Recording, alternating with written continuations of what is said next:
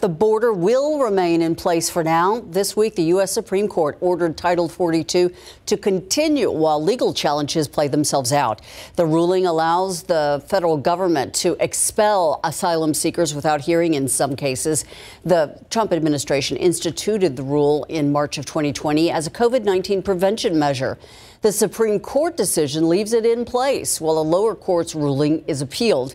That means federal officials will be able to continue quickly expelling migrants at the nation's border, at least for the next several months. The roughly 7-month probe into Donald Trump's actions in Georgia after the 2020 election ended last week. Now Georgia grand jury foreperson Emily Kors says the panel is recommending multiple indictments, some of which could lead to charges as soon as today. The former president has repeatedly denied any wrongdoing regarding the matter and claims the investigation was politically biased. He also released a statement last week saying that he was exonerated by the grand jury. If what he was talking about was our statement where we indicated that there was no evidence of widespread fraud or widespread vote fraud in the Georgia 2020 election, that might have been what he meant. It's up to the Fulton County District Attorney to review the recommendations and make charging decisions. In Russia, the Kremlin's staying quiet after a failed intercontinental ballistic missile test.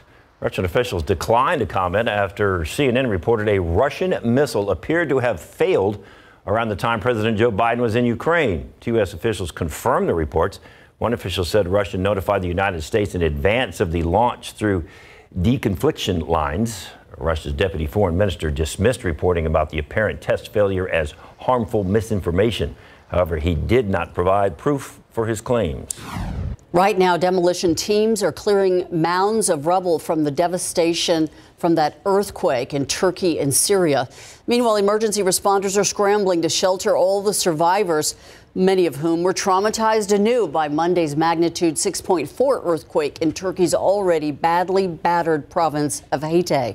The quake killed 8 people in Turkey and Syria and demolished or damaged more buildings, leaving countless homeless. The combined death toll from the February 6th earthquake in both countries stands at right around 46,000 people, the vast majority of them in Turkey. And help is coming from all over for those affected by those quakes, including right here in San Antonio. Airmen at JBSA, along with the Air Force Medical Readiness Agency, put together about 68 short tons of medical equipment to send overseas to help with relief efforts. The supplies were flown out early yesterday morning from Kelly Field. The Environmental Protection Agency now ordering Norfolk Southern to pay up for cleanup efforts in Ohio after that massive rail derailment and toxic spill. The company will have to clean up contaminated soil and water. Norfolk Southern says that they are, quote, committed to thoroughly and safely cleaning up the site. And they say that they are reimbursing residents for disruption that this has caused to their lives. Though Norfolk Southern is on the hook for all of the cleanup costs, East Palestine Mayor Trent Conway is calling for President Biden's trip and announcement for aid for Ukraine as a slap in the face. We don't want to be political pawns. We don't want, we don't want to be a soundbite or a news bite. We just want to go back to living our lives. Overnight, the president made several calls from Poland to officials managing the crisis on the ground, including the governors of Ohio and Pennsylvania. The mayor of East Palestine was not on that list.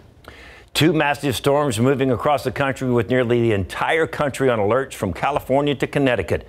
160 million Americans under strong winds, blizzard, avalanche danger, and ice alerts. Some communities bracing for a possible blizzard tonight. Coast to coast, 43 states are on winter storm alerts, with 2 massive storms plowing their way east. An unusual blizzard warning in the mountains just outside of Los Angeles, the first in Southern California in more than 20 years. While Minnesota, no stranger to big snow, activating the National Guard. Officials urging people to stay off the roads. Travel expected to be impossible, with more snow falling on top of what's already there. Wind gusts are going to be near 50 miles an hour. It is going to be impossible travel conditions. ABC's Mireya Villarreal in Salt Lake City, Utah. What is coming down on us right now, all of this snow, it has been snowing for 12 hours straight. State employees told to stay home today. Authorities issuing an avalanche warning warning, which comes after 3 hikers were killed in Washington state after being swept 500 feet down a mountain Sunday. In South Dakota's Rapid City, plows out in force trying to keep up with the heavy snowfall. This plow pushing a trailer off the road in North Dakota while this white Suburban spun out. In California, in the Bay Area, winds taking down power lines and damaging homes. Down in Texas, winds kicked up dust, reducing visibility to nearly zero. And here in the Northeast, we are not in the clear with winter storm warnings from upstate New York to New England, with an icy mix possible from Pennsylvania to Connecticut. Rena Roy, ABC News, New York. Little dusty out there in West Texas, huh? Uh-huh. Not here. Not here. Look Clear at as a bell here. Considering what we just saw, we're in a pretty good shape here in South Texas. There's a lot of wild weather across the country, and it's going to be wild through much of today.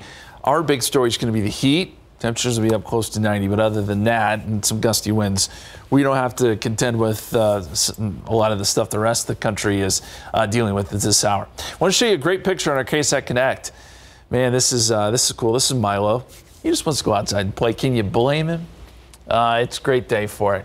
Puppies want to get outside, go for a walk. It's a little warm, I suppose, but yeah, it's a good day, sunny day. And we appreciate the picture as always. Send them in to our KSAT Connect. You can do that on the KSAT weather app. Temperatures across the state right now. Look at Laredo, 87, 63 in Amarillo with a cold front on their doorstep. But most of the state today is going to be fairly toasty, especially the further south you go. We're already at 87 in Corpus Christi, 83 here and on the rise. Upper 80s a good bet this afternoon. Some places will touch 90 in our viewing area. Right now, we've got a few thin high clouds. Other than that, 83 degrees, a falling dew point of 51 with west-southwesterly winds at 11, gusting to 25. So winds are beginning to pick up. And we are close to 90. Places like Pleasanton, where it's 87, 83 in Bandera, 83 right now in Uvalde, in mid-80s here around Bexar County. 86 at 2 o'clock, 87 3 p.m. There's our high temperature of 88. And then tonight, still fairly warm. We're in the 60s as we head into the midnight hour, but we will see some fog and slightly cooler temperatures coming up tomorrow.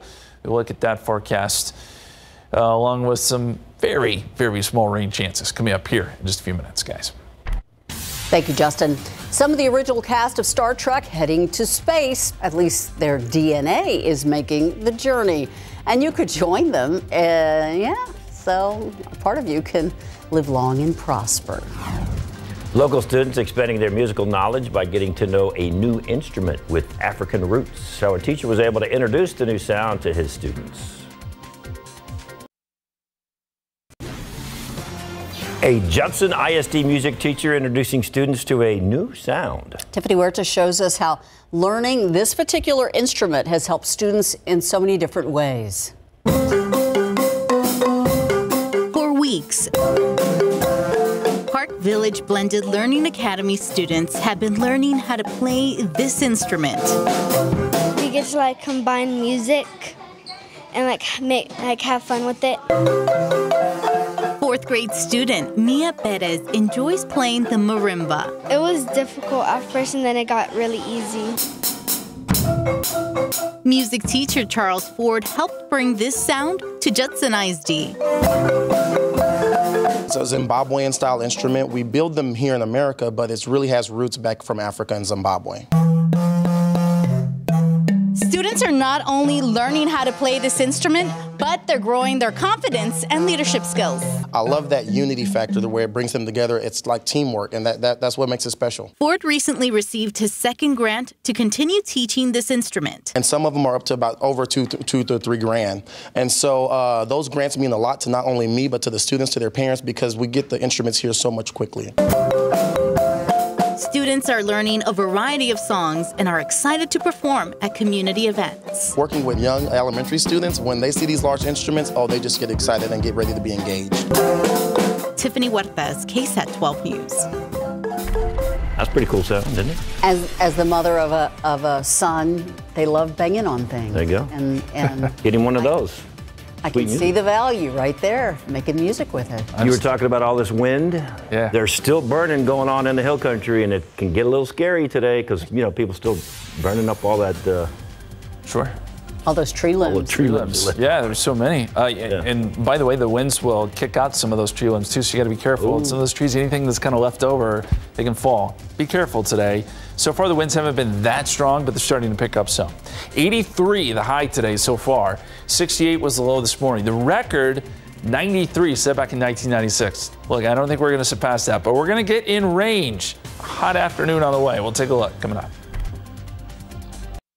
This Rodeo Remembers, powered by your San Antonio area Chevy dealers. Without ranching, there might not be a stock show and rodeo. And the birthplace of America's ranching industry can be traced back to one Texan, Captain King. Richard King was born in New York City in 1824, but he wasn't there long. At age 11, he ran away, finding a new home, working the steamboats of the South. In 1847, during the Mexican War, King's steamer skills were put into service. He ran supplies and men along the Rio Grande. And when the war ended, King and his partners turned those routes into a steamer company. On a business trip to Corpus Christi in 1852, King rode through an area known as the Wild Horse Desert. What he saw was opportunity. If horses could flourish, so could a cattle ranch. In the following years, King and his partner purchased large areas of this unused land, but who would work it? After a cattle buying trip to Corrales, Mexico, King invited the town back to Texas. The 100 or so that followed became Los Queneños, or King's Men. And with their hard work and King's ambition, the ranch grew. When the Civil War ended, the northern demand for beef was high, and so were the prices. So King seized opportunity once again in 1869 with one of the first big cattle drives. In time, King Ranch became one of the world's largest, and as many copied its success, it became known as the birthplace of the American ranching industry.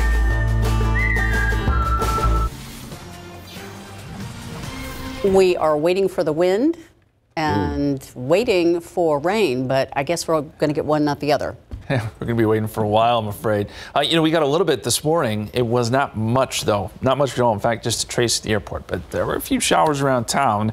Now things have dried out, and we're paying close attention to the latest wind gusts. Let me show you the map right now. Gusting to 25 here in San Antonio, gusting to 30 in Rock Springs.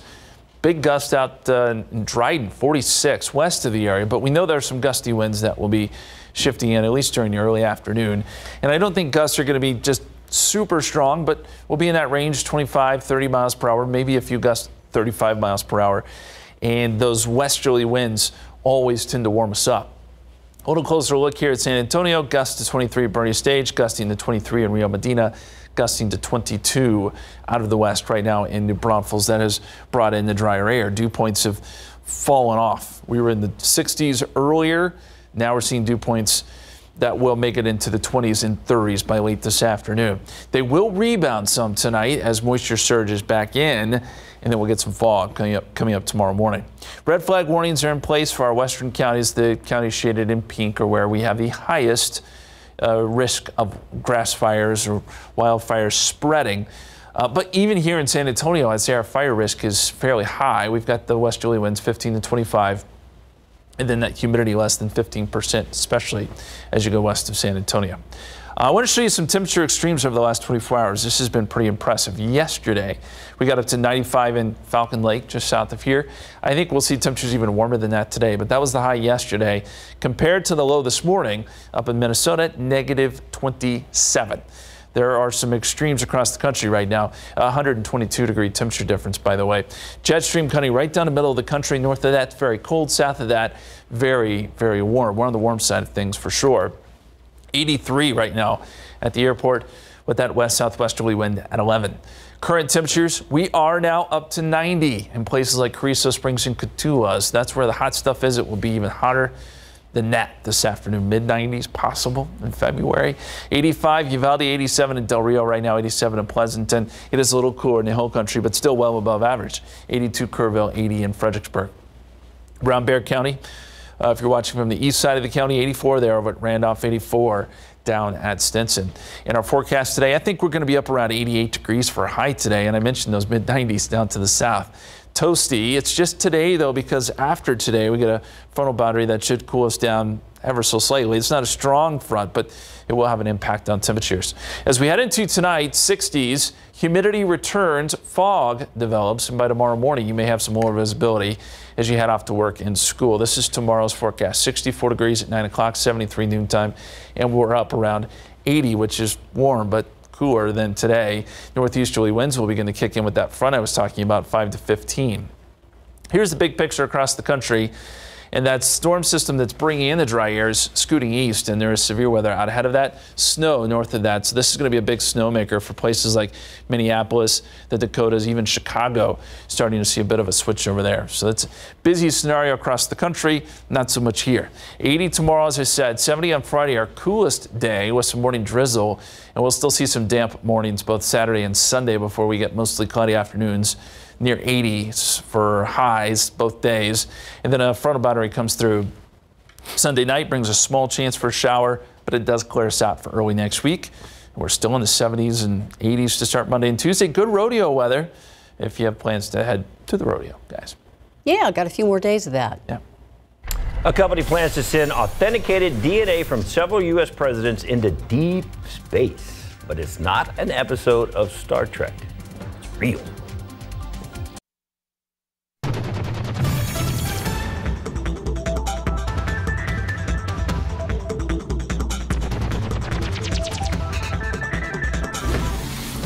We have sent civilians into space. We've landed men on the moon. And now one company plans to send authenticated DNA from several U.S. presidents deep into space. And they're not the only ones. DNA is going to be included from other people, too. ABC's Will Gans reports there are some celebrities and even you could take part. Space, the final frontier. Some of America's most prominent leaders are taking a page out of Captain Kirk's book. To boldly go where no man has gone before. Presidents George Washington, Dwight D. Eisenhower, John F. Kennedy, and Ronald Reagan are headed to outer space. Or at least their hair is. On President's Day, space burial company Celestis announcing their plan to launch authentic DNA from the four presidents into space on their upcoming Enterprise flight, a deep space time capsule. This mission marking the first time in history that any president has gone to space in any fashion, symbolically or otherwise. But why are they doing it? Celestis telling us in a statement, the philosophical goal for sending DNA into deep space is twofold. First, to assist in the understanding of the human role in large-scale space migration. And second, to establish a scientifically appropriate and traceable path for the actual spread of human DNA throughout the solar system. And the presidents aren't the only DNA samples set to take flight. Gentlemen, beam me aboard. Star Trek creator Gene Roddenberry and original cast members Nichelle Nichols, James Doohan, and DeForest Kelley are all headed to space too. All of these samples will launch from Cape Canaveral on the brand new ULA Vulcan on its maiden flight to send a lunar lander to the moon later this year. Then this capsule with the presidents and Star Trek stars' DNA will journey further to potentially be discovered by a distant civilization. At Will Gans, he tells a story. All right, if you would like to include your DNA or the cremated remains of one of your loved ones, calling all Trekkies, this is your flight. You can buy a ticket. Hey, they're not too bad, I guess. They start at $12,500. That's not bad. It's not bad. I don't know. Well, send your DNA up to space. I know Mike would like to go to space, but I'm not sure he wants his DNA going to space. I think he'd like. I always wanted to be an astronaut. Yeah, of course you'd want to go to space. Yes. New York Minute. It is Wednesday. It, of course, is the first day of Lent, and so a lot of folks are now switching over to eating a lot of fish. Yes, and Rocky Cheek, general manager of Fish City Grill, is here. Hello. And you've got a great tip if you are eating crab. So if you're eating crab, we talked about this a little bit earlier. So one of the easiest ways to eat crab is if you start at the bottom, right down here, and you work your way up each knuckle. Okay. You pull that out, and there's a little ligament that pulls out of each one of those. And so if you've ever seen the snapping of the crab, and then you just see the beautiful crab piece pulled out, That is the reason why. Because everyone wants to go for the fat leg right? first. Yeah, Start at you the want that bottom. nice piece of meat to pull right out. Like that. Hey, speaking of Lent, what are you getting up for Lent? Let us know. Let us know at SA Live KSAT on Facebook and Twitter. And cheers, cheers, cheers, cheers, cheers. 5 National times. Margarita Day, but why not celebrate for a whole week with this one? Yeah, we're going to tell you about that and some great little snacks over there at Costa Pacifica. And then, of course, Happy Hops is here. We are going to introduce you to this rabbit rescue and how you can help. And we're going to meet a 10-year-old author. Great book. Jen's going to introduce us and already published. 10 years old. All that and more when SA Live continues in just a few minutes.